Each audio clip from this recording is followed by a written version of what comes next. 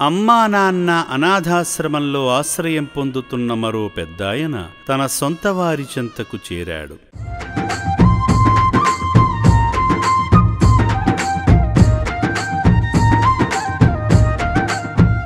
హైదరాబాద్ అఫ్జల్గంజ్ పోలీసులు నిరాదరణకు గురై మతిస్థిమితం కోల్పోయి రోడ్లపై తిరుగుతున్న 7 అభాగ్యులకు ఆశ్రయం కల్పించేందుకు అక్టోబరు 16న అమ్మా నాన్న అనాథ ఆశ్రమానికి తీసుకువచ్చారు.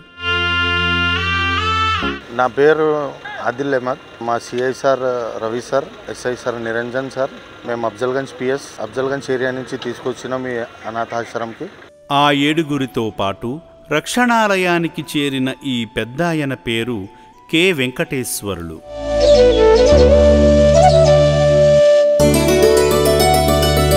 చేరిన వెంటనే ఆశ్రమ వైద్యులు తక్షణ ఆరోగ్య పరీక్షలు నిర్వహించి ఆశ్రయాన్ని కల్పించారు.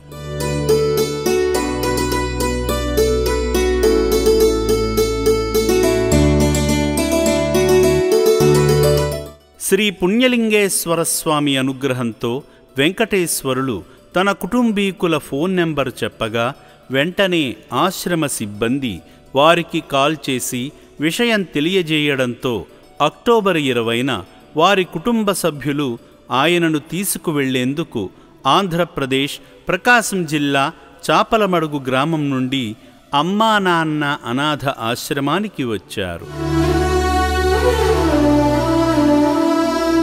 వెంకటేశ్వరులు అల్లుడు పి శివలింగాచారి గారు వచ్చి రక్షణాలయంలో ఆశ్రయం పొందుతున్న వెంకటేశ్వరులను కలిసి ఇక్కడకు ఎలా వచ్చారో అడిగి తెలుసుకున్నారు.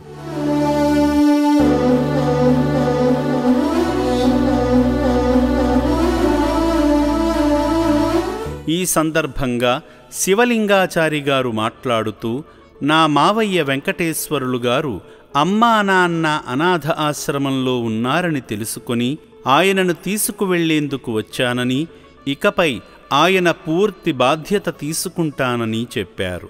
నమస్కారం అండి. నా పేరు పేర్లపాటి శివలింగాచారి.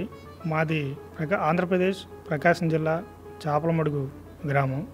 నాకు 2 రోజుల క్రిందట మా బావగారి దగ్గర నుంచి ఫోన్ వచ్చింది. ఇట్లా మీ మామయ్య అయినటువంటి కందేపు వెంకటేశ్వర్లు చౌటుప్పల్లో ఉన్నటువంటి అమ్మా నాన్న అనాథాశ్రమంలో చేర్చబడ్డారు.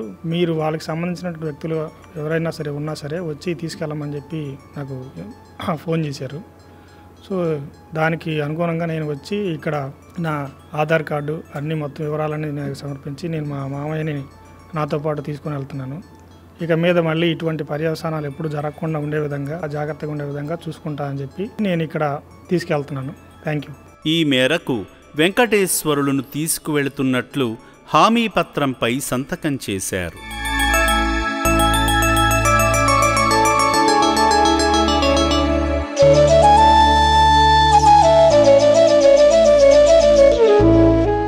అనంతరం వెంకటేశ్వరులను సంతోషంగా ఇంటికి తీసుకువెళ్లారు.